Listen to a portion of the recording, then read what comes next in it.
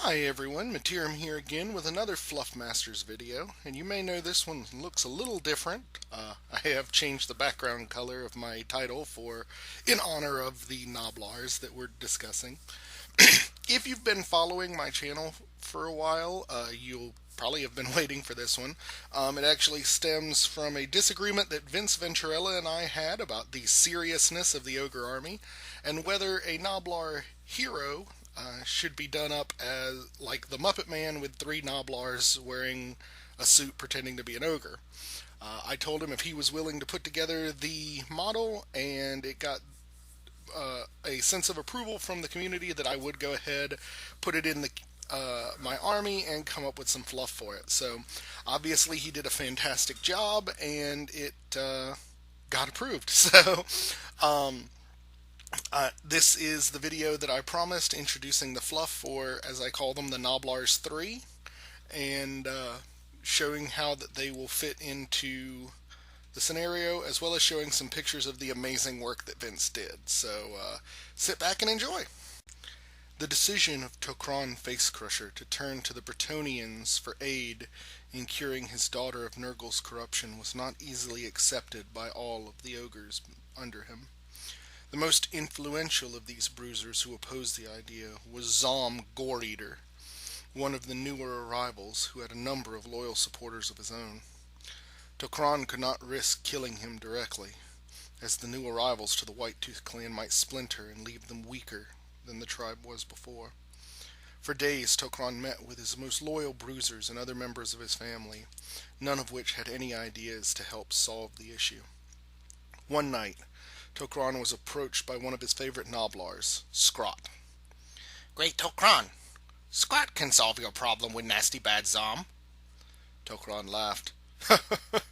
"How do you think you could help me, little one?" Scrot gave a cunning smile. "It is a secrety, but I will do." And the Gnoblar ran from the tent.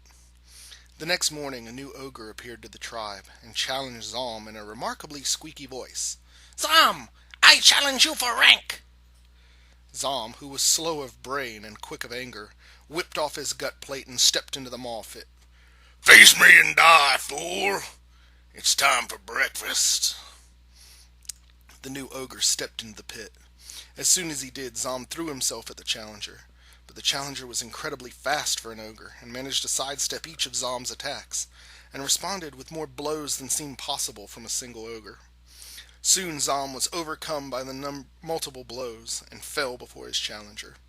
Tok'ron, who was overseeing the battle, said, "Now, challenger, feast upon your conquest." "No," the challenger responded in his high-pitched voice.